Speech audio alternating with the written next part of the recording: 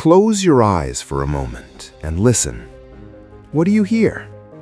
Traffic outside, maybe a television in another room, the hum of electronics, notifications buzzing, music playing, voices talking, the constant, relentless noise of modern life. Now imagine total silence, not for a few seconds, but for hours, for days. No music, no podcasts, no conversation, just you and the quiet. Terrifying, isn't it? Welcome to Gospel of Discipline. Today, we're exploring one of the most powerful and most neglected spiritual practices in both Stoic philosophy and biblical wisdom, the discipline of silence. Not just external silence, the absence of noise, but internal silence, the quieting of the endless chatter in our own minds. Because here's the truth, in a world that never stops talking, the most revolutionary act you can commit is to stop listening and start being silent.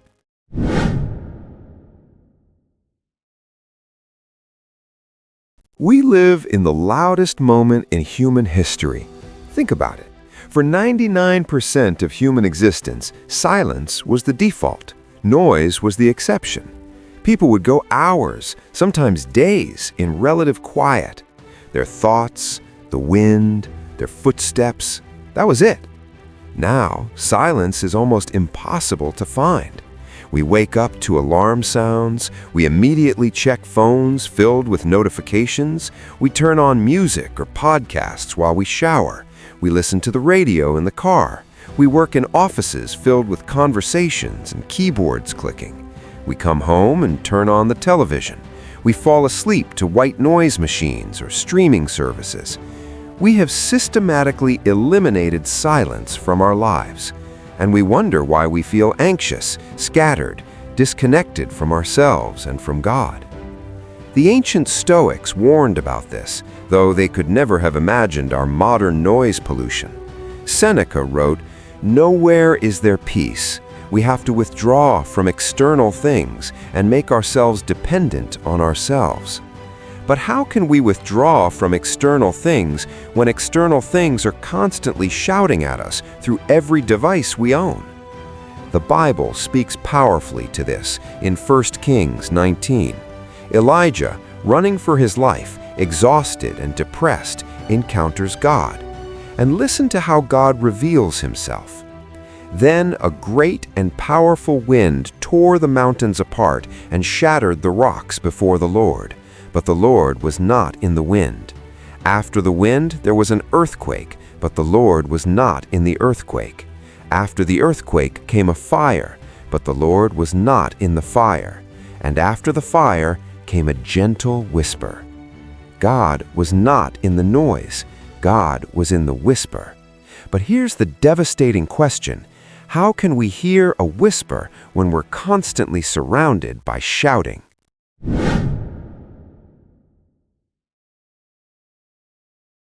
The Stoics understood something profound, that external noise is a reflection of internal chaos, and internal chaos is the enemy of wisdom. Marcus Aurelius, despite being the emperor of Rome with all its chaos and noise, wrote in his Meditations, "People seek retreats for themselves in the countryside, by the sea, or in the mountains. You are very much in the habit of yearning for those same things, but this is entirely the trait of a base person, when you can, at any moment, find such a retreat in yourself." He's telling us that the noise problem isn't fundamentally external, it's internal. We carry our noise with us wherever we go. Have you ever noticed this? You finally get to that quiet place, that retreat, that vacation, and within hours your mind is just as loud as it was in the city. The external environment changed, but the internal dialogue didn't. This is why the Stoics practiced silence not just as an external discipline, but as an internal one. Epictetus taught, "We have 2 ears and 1 mouth, so that we can listen twice as much as we speak." But he meant something deeper than just listening to others. He meant listening to ourselves, to our own thoughts, to the voice of reason within. Zeno of Citium, the founder of Stoicism, was known for his long periods of silence. Students would come to learn from him, and sometimes he would say nothing for hours. Not because he had nothing to teach, but because he understood that sometimes silence teaches more than words ever could. The Stoics practiced what they called hesychia, a Greek word meaning stillness, quietness, silence. It wasn't about being antisocial or refusing to speak. It was about creating internal spaciousness, about not being controlled by the compulsion to fill every moment with sound. Seneca wrote to his friend Lucilius, "You ask me to say what you should consider it particularly important to avoid. My answer is this: a mass crowd. It is something to which you cannot entrust yourself yet without risk."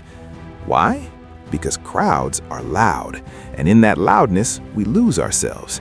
We start adopting the opinions, the anxieties, the chaos of everyone around us. Silence for the Stoics was a way of reclaiming the self, a way of hearing your own soul above the noise of the world.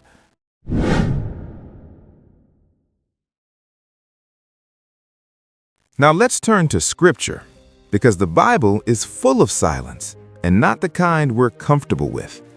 We already mentioned Elijah hearing God's whisper, but look at how many biblical figures encountered God in silence. Moses spent 40 days and 40 nights on Mount Sinai in silence with God. No crowd, no noise, just the silence of the mountain and the voice of the Almighty. Jesus regularly withdrew to silent places. Luke 5:16 tells us, "But Jesus often withdrew to lonely places and prayed." The Greek word used here for lonely places is eremos, the same root as hermit. Jesus deliberately sought out empty, silent spaces. Why would the Son of God, who had perfect communion with the Father, need to withdraw into silence? Because even Jesus, in his humanity, needed to separate himself from the noise of the world to hear the Father's voice clearly. Think about that. If Jesus needed silence, how much more do we? The Psalms are filled with calls to silence. Psalm 46:10, "Be still and know that I am God." Psalm 62:5, "Yes, my soul, find rest in God. My hope comes from Him." Psalm 37:7, "Be still before the Lord and wait patiently for Him." This isn't passive inactivity. The Hebrew word damam used in these verses means to be silent, to be still, but with intentionality. It's an active choice to cease striving, to stop talking, to quiet ourselves before God. Ecclesiastes 3:7 says, "There is a time to be silent and a time to speak." But look at our lives. When is our time to be silent? We've scheduled it out completely. The prophets understood the power of silence. Habakkuk 2:20 declares, "The Lord is in His holy temple. Let all the earth be silent before Him." Silence isn't just the absence of noise. It's reverence. It's recognition that God is God and we are not. It's humility before the divine. Lamentations 3:26 says, "It is good to wait quietly for the salvation of the Lord." Wait quietly, not anxiously, not while listening to 1,000 voices telling us what to think. Quietly. And then there's perhaps the most powerful example of silence in all of Scripture: Jesus before his accusers. When he stood before Pilate, falsely accused, mocked, about to be crucified, what did he do? Matthew 27:12-14 tells us, "When he was accused by the chief priests and the elders, he gave no answer. Then Pilate asked him, 'Don't you hear the testimony they are bringing against you?' But Jesus made no reply, not even to a single charge, to the great amazement of the governor." Jesus chose silence, not because he had nothing to say, not because he was afraid, but because some moments demand silence rather than defense.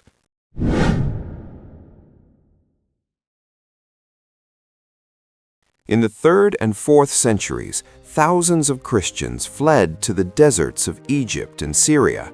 They weren't running from persecution, they were running from noise.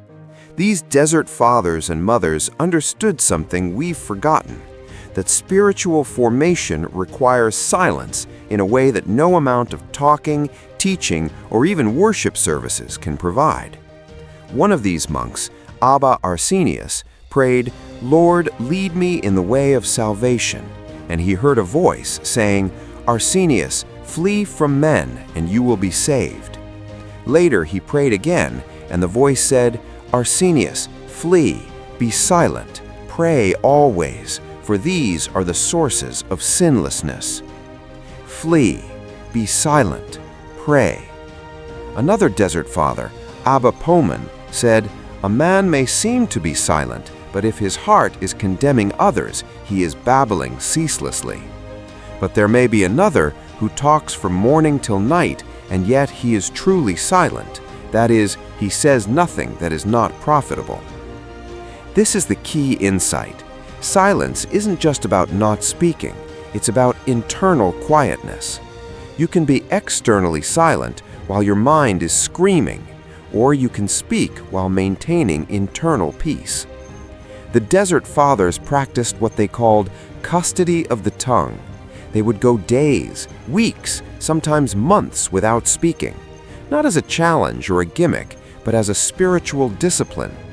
Saint Anthony, one of the most famous Desert Fathers, taught, "Just as fish die if they stay too long out of water, so the monks who loiter outside their cells or pass their time with men of the world lose the intensity of inner peace." Notice the connection. Being around constant human noise causes the loss of inner peace. The Carthusian monks, following this desert tradition, practice near total silence. They speak only during weekly recreation periods and communal prayer. The rest of the time, silence. Why? Are they antisocial? No, they understand what we've forgotten, that God speaks in the silence, and if we're always talking or listening to others talk, we can't hear Him.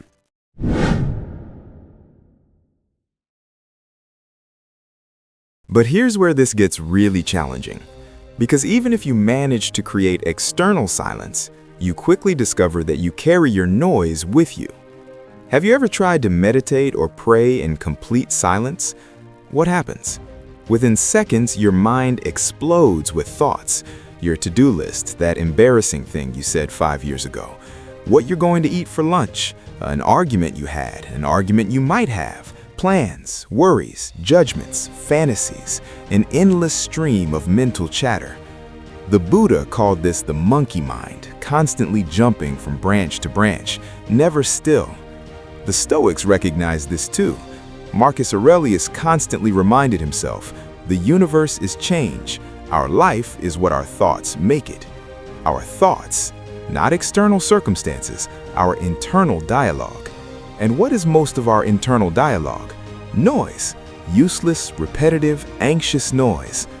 Epictetus taught, it's not what happens to you, but how you react to it that matters. But we can't control our reactions if we're not even aware of our thoughts, and we can't become aware of our thoughts if we never create silence to observe them. This is what meditation actually is, not emptying your mind, that's nearly impossible, but creating enough silence to observe your mind, to watch your thoughts arise and pass away without getting caught up in them. The Buddha taught something similar in the Sermon on the Mount. He said in Matthew 6:7, "And when you pray, do not keep on babbling like pagans, for they think they will be heard because of their many words." Even our prayers can be noise, meaningless repetition, words without presence. He then teaches the Lord's Prayer, which is remarkably brief. Jesus is teaching us that quality of prayer matters more than quantity. Presence matters more than words. Paul writes in Romans 12:2, "Do not conform to the pattern of this world, but be transformed by the renewing of your mind." But how do we renew our minds? First, we have to become aware of what's actually in our minds, and that requires silence. The practice of silence reveals what's really going on inside us. All the fear, anxiety, anger, and ego that we normally drown out with constant noise suddenly becomes visible. And this is terrifying. This is why most people avoid silence, because in the silence you meet yourself, all of yourself, the parts you like and the parts you've been running from. But this is also where transformation happens. You can't change what you're not aware of. Silence creates awareness. Awareness creates choice. Choice creates change.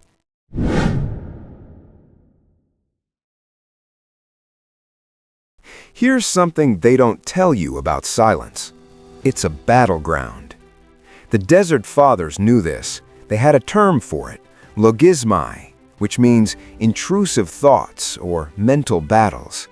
When they entered silence, they were immediately assaulted by thoughts, temptations, memories, fears, doubts. And they understood this wasn't random.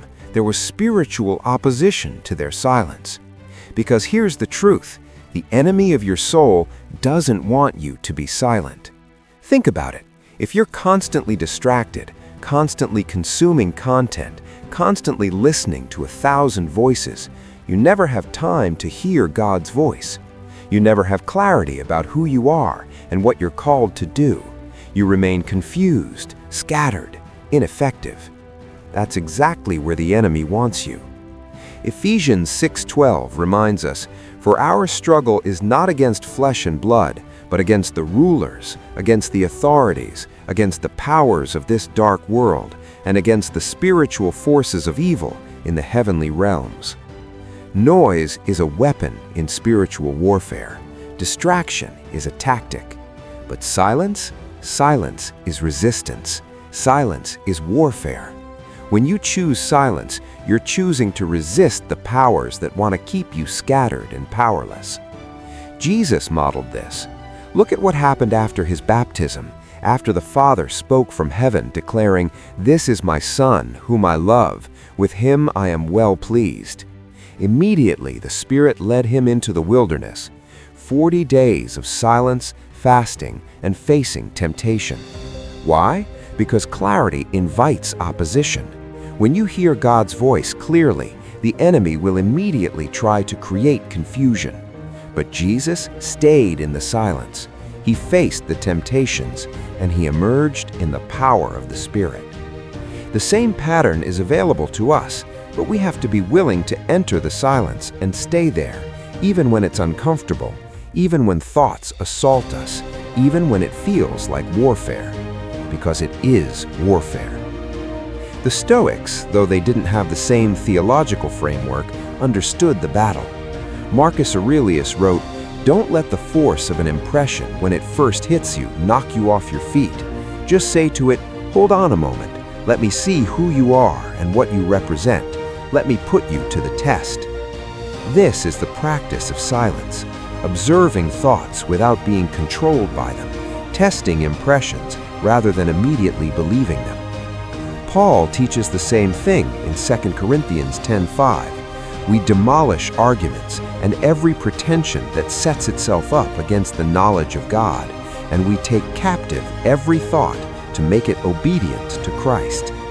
Take captive every thought, but you can't capture what you haven't observed, and you can't observe in the noise.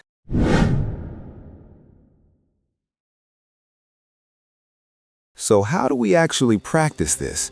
How do we cultivate the discipline of silence in a world engineered for noise? First, start with small periods of external silence.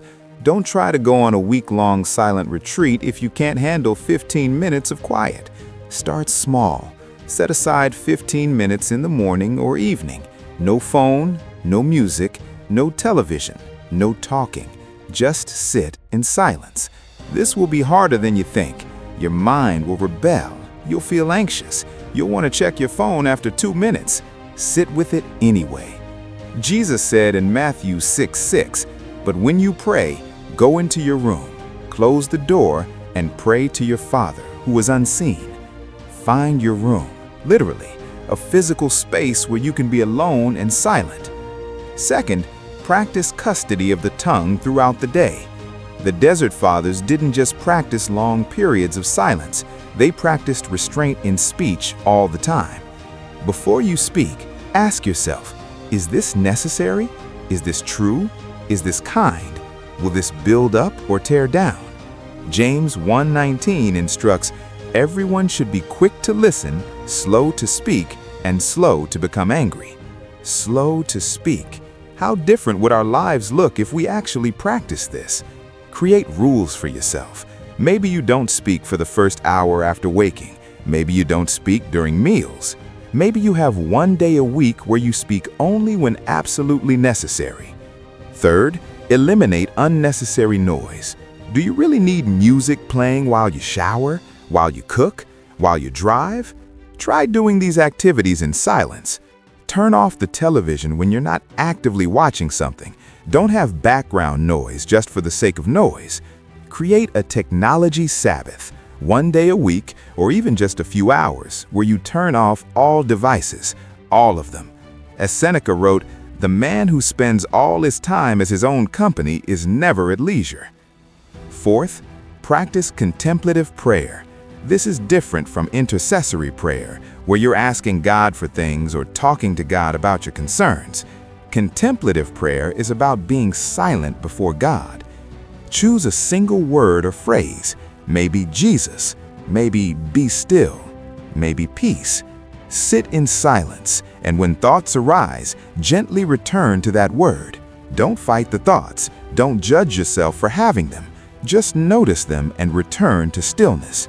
This is what Brother Lawrence called practicing the presence of God. Not constant talking, but constant awareness.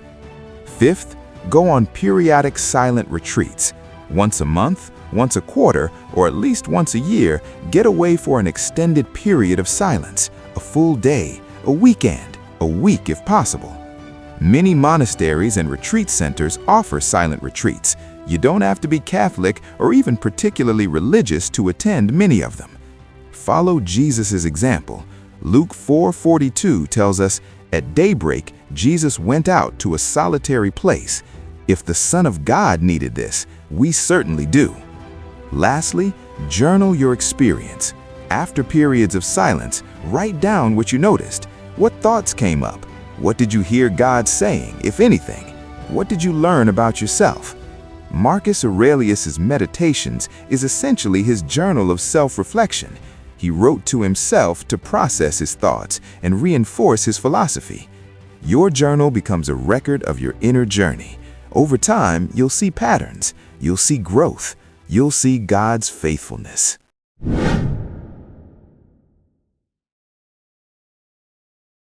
So what happens when we practice silence? What are the fruits of this discipline? First, clarity. The noise of the world creates confusion. Silence creates clarity. You begin to distinguish between your voice and others' voices, between God's voice and the enemy's voice, between what matters and what doesn't. Second, peace. Jesus promised in John 14:27, "Peace I leave with you, my peace I give you. I do not give to you as the world gives. Do not let your hearts be troubled, and do not be afraid." The world's version of peace requires perfect circumstances. God's peace is found in silence and surrender, regardless of circumstances. Third, self-knowledge. In the silence, you discover who you really are, not who you pretend to be, not who others think you are, who you actually are. Socrates said, "The unexamined life is not worth living, but examination requires silence." Fourth, deeper connection with God. All the noise, even religious noise, can actually prevent us from encountering God. In silence, we create space for genuine relationship. Fifth, increased effectiveness in speech. Paradoxically, when you practice silence, your words become more powerful. You speak less, but what you say carries more weight. Proverbs 17:28 says, Even fools are thought wise if they keep silent, and discerning if they hold their tongues. And finally, freedom. Freedom from the compulsion to fill every moment. Freedom from anxiety about what others think. Freedom from the constant chatter in your own head. This is what Paul meant when he wrote in Galatians 5:1, "It is for freedom that Christ has set us free."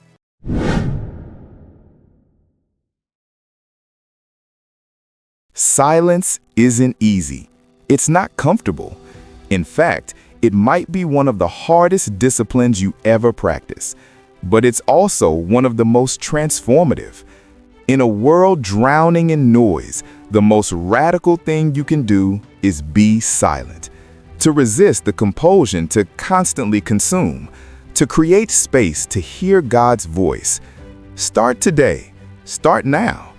Turn off this video when it ends and sit in silence for just 5 minutes. Don't do anything. Don't fix anything. Just be still. Remember the words of Psalm 46:10. Be still and know that I am God. Thank you for watching Gospel of Discipline. If this challenged you, share it with someone who needs to hear it. And join me in the next video as we continue exploring the disciplines that transform our lives. Until then, embrace the silence.